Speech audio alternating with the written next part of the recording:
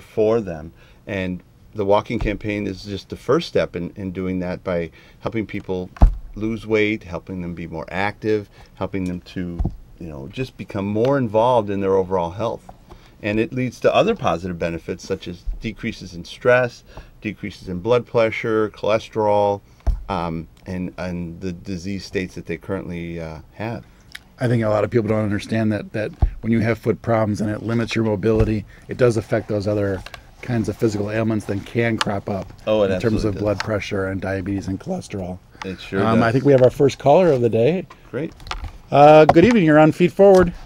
How you doing, gentlemen? Hi, how are you? Very good, thank you. I'm all right. I'm trying to figure out, every time I sit down, my foot is fine, but when I get back up, I have a problem with the outside of the bottom of my left foot. I'm trying to figure out what that is. It like tightens up, and then I got to get up and stretch it out, and then it becomes fine. Sure, and that can be a real problem. If it's only on one foot, you definitely want to get that examined and figure out what's going on. A common malady is that when you rest, when you sit, everything starts to contract, ligaments, tendons, muscles, and so that sudden jerk on that sore area is going to be a painful one. Thanks a lot. What kinds of treatments would you recommend that the caller look at when he's going to see a podiatrist? Well, usually conservative treatment would be best. If you go to a person who says you immediately need surgery, I would run the other way. But for the most part, there are conservative therapies, anything from massage to anti-inflammatory medications to rest, ice, and elevation. Mm-hmm. And it's important to be examined to determine if you have a possible rupture, a ligament tear, or a bone that may possibly have a stress fracture.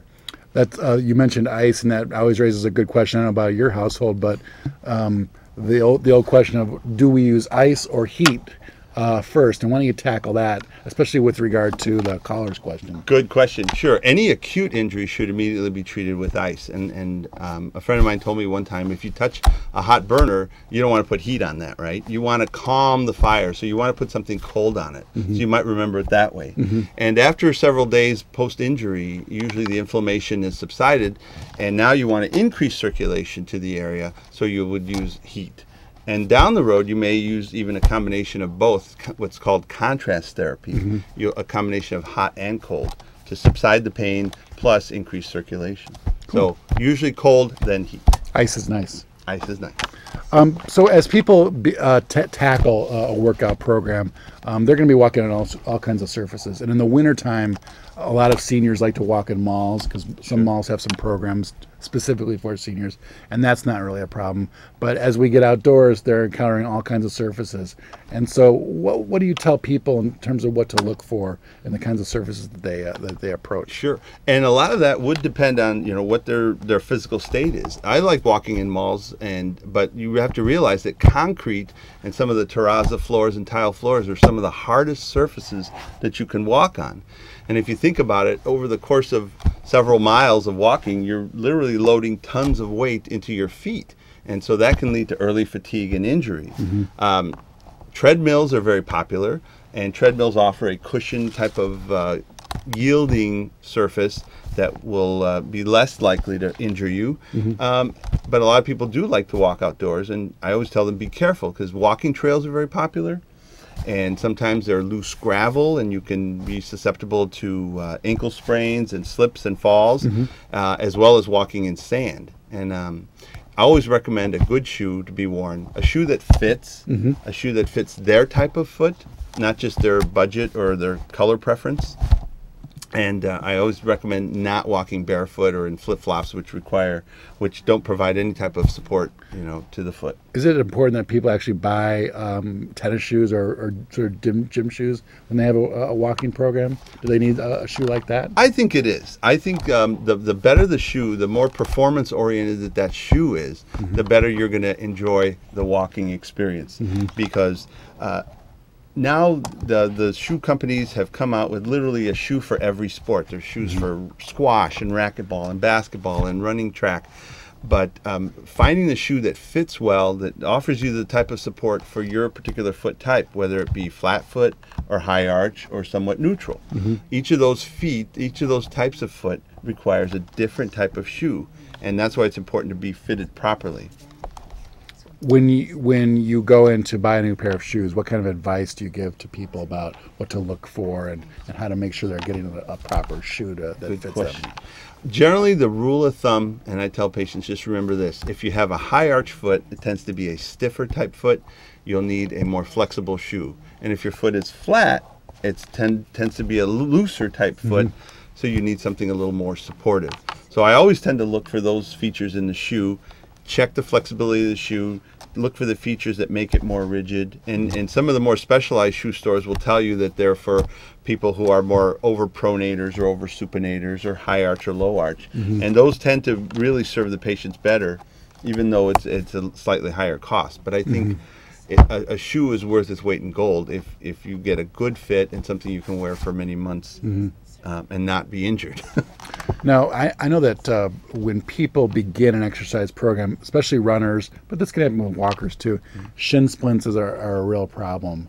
And you probably see that a lot in your more athletic patients.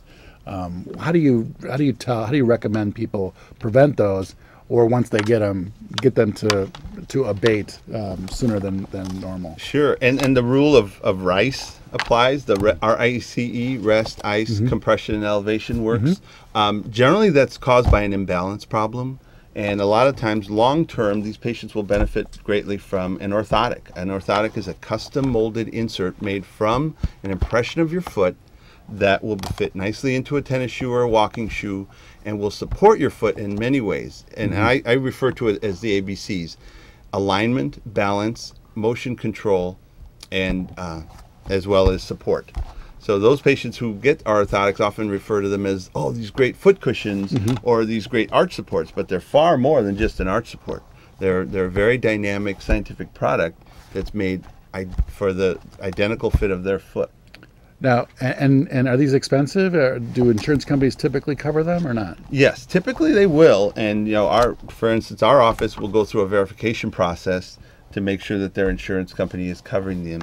And in the event they aren't, we can make some accommodations for patients to make sure that they get fitted.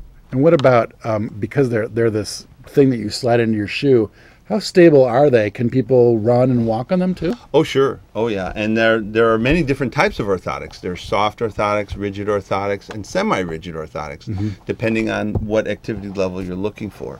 So one size does not fit all. And like our office will use several orthotic companies that will make different types of orthotics for different types of people, anywhere from a child to a geriatric. Okay. We did get a caller who didn't want to go on the air, but did leave this message. He wanted to know, what are the specific characteristics of good arch support? What do you look for? You had mentioned earlier about flat feet versus a high arch, and how do you determine what is what, and then go from there? I think a good arch support or a good arch support in a shoe. A good arch support in a shoe would mean that the curvature of that arch support in the shoe fits your foot properly. Most shoes tend to have a very flexible kind of foamy type insole, which will accommodate, but it doesn't support your foot in the position it needs to be. If you're looking for an arch support to put in the shoe, you would need something that is made from an impression of your foot, so that it can dynamically fit all the contours in respect to from your heel to your toes. Some people have a heel that turns inward and the forefoot turns outward, or just the opposite. Sometimes the entire foot rolls inward or outward. And so that orthotic needs to bring the ground up to the foot so that it doesn't have to contort and torque its way to a normal walking step. And why is arch so important? Why is it important for